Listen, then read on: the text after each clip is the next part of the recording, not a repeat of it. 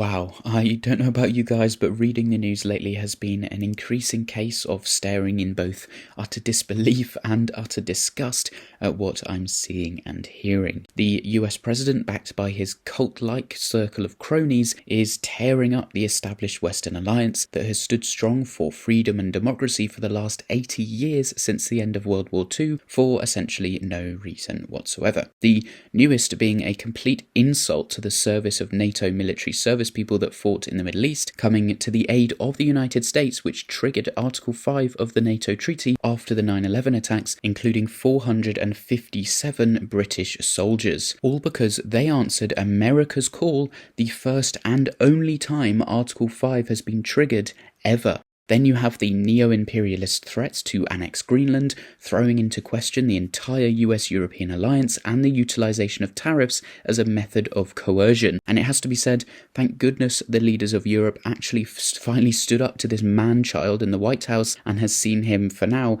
back down from these threats. But this will be a repeating cycle for the coming years. Trump will adopt a maximalist stance, he will then get pushback and withdraw with a minor deal or agreement.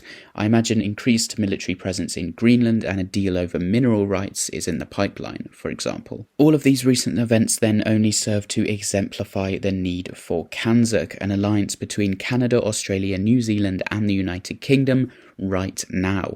With the UK working closely with Europe but not in the EU anymore, there is a lot of potential for a renewed Anglosphere bloc, excluding the US, a bloc that respects sovereignty, democracy, the rule of law, diplomatic integrity and cooperation under mutual values. I don't need to explain why CANZUK is a good idea militarily, economically, and in terms of foreign policy strength at this point. If you haven't seen my past videos, then they give a good deep dive into many of those topics. Canadian Prime Minister Mark Carney is perhaps best placed to initiate the call for CANZUK. He has proven a very smart and pragmatic political operator since he was elected last year and has already shown a desire to shift Canada away from dependence on the United States, calling the once close friendship between the two nations essentially dead, and is in talks with the EU, for example, regarding supply chains, having also recently travelled to China and struck new trading arrangements there as well. And China is by no means a state we should be looking to shift ourselves towards, by the way, but they are a predictable trade partner, and for Canada at least, I can see why he has opened another aspect of free trade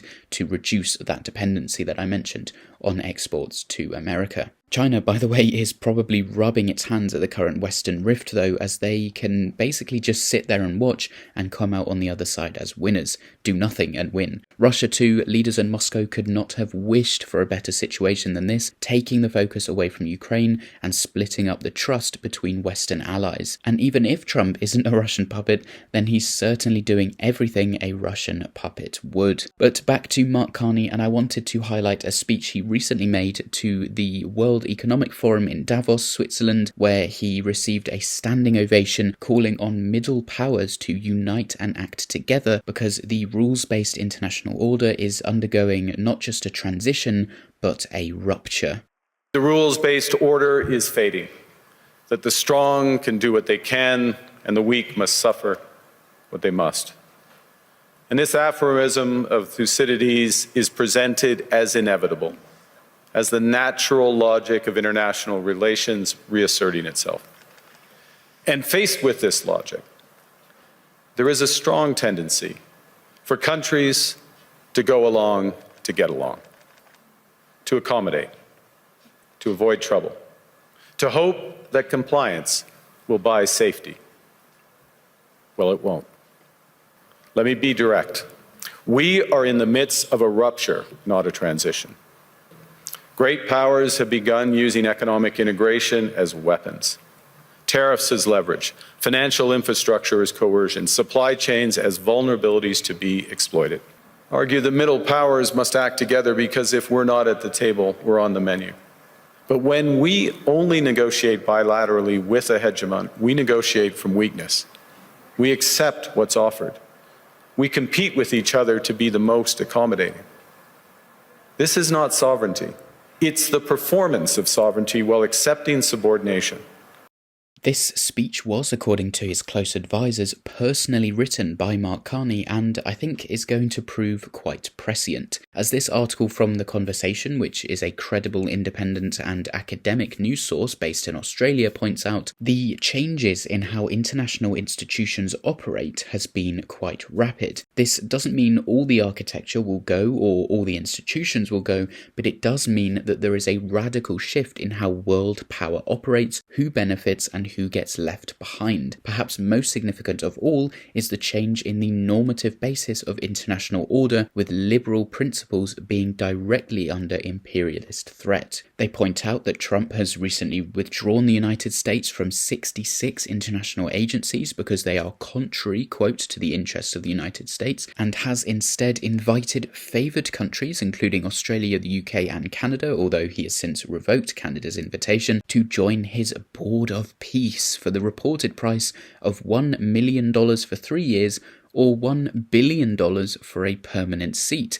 Definitely going to be a fair and legitimate body, not aiming to replace the UN at all, I'm sure, and I'm sure that money isn't just going to line Trump's pocket, right?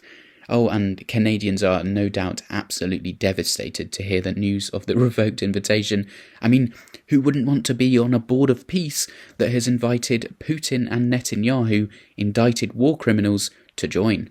I mean, this is just all one giant circus, isn't it? The trouble is, the leader of said circus just also happens to be the president of the most powerful country in the world, which he is subsequently pushing further towards authoritarianism. Such an openly transactional approach to geopolitics completely perverts civilized multilateralism and benefits only the most powerful. And middle powers, especially those in Europe, have now woken up and smelled the coffee, as many in the global south have already for decades. Carney's point that middle powers that had once received protection and benefits from such global institutions can no longer rely on it is a valid one. Australia would do well, they say, to think along the same lines, as it shares many similar concerns to Canada. And I'll link the full article down below. It is a great read. Carney made it very plain in his speech that he believes the era of American friendship, American leadership indeed, is over. And Trump's rambling rant in Davos demonstrated as much. It is clear that America as the global policeman, as the stalwart, reliable steward of the international order, has come to an end, and with it much of the political power that America was able to wield globally. And instead of harking back to a nostalgic vision of the rules-based system, which now seems to me like essentially a superficial hollow shell upheld in name only by those same middle powers because they dare not face the reality. But Carney did face that reality. He rejected that nostalgia and he refused to pretend that it still functions as advertised, or indeed that these institutions can ever be restored to their previous state. I have spoken about how the world has been shifting ever more towards multipolarity in past videos, with various spheres of influence existing across the world rather than one or even two superpowers, but this is becoming a reality more quickly than I ever even imagined. Trump's transactionalism is creating a more fragile, more dangerous world wherein power is a zero-sum game and there are only winners or losers. In the words of Terry Moran, an independent American journalist, quote, "Trump's Davos address stripped away any remaining ambiguity about how he sees the world. In his unfurnished mind and nihilistic morality, there are only two kinds of countries, two kinds of people, those getting screwed and those doing the screwing. Power is always zero-sum. Cooperation is either weakness or a ruse. Trust is for fools." There is no sense in Trump's speech that American power has ever rested on anything other than force and leverage. No recognition that for decades nations chose to align with the United States not because they were coerced to do so, but because they trusted America. They believed that they were broadly stable, broadly decent, and broadly predictable. There have been plenty of exceptions, certainly, but as a general rule, it was true. Trump treats that entire architecture of trust as a con, something for suckers, and so, syllable by syllable, he squanders the very thing he claims to be restoring, American greatness. And so the Western alliance that has stood for the last 8 decades, that has fought and died together for its values, however flawed it was, has suddenly and quite disgustingly come to an end. Not through external force, but through internal fractures, through a US president that acts more like a bully on the playground than a cordial ally. This, my friends, is why CANZUK is an absolute necessity more than ever. A strong CANZUK, united through common values, working closely with European allies, is vital for survival in this new world order. I will continue to work on making this a reality. Contact your politicians, let's make this happen. If you agree with this message, please like and subscribe to follow along, share the video around, tell your friends about CANZUK, it does not get enough publicity, and if you want to, there are various other ways to support me in the description box down below. But as always, thank you very much for watching, your view is very much appreciated, and I will see you in the next video.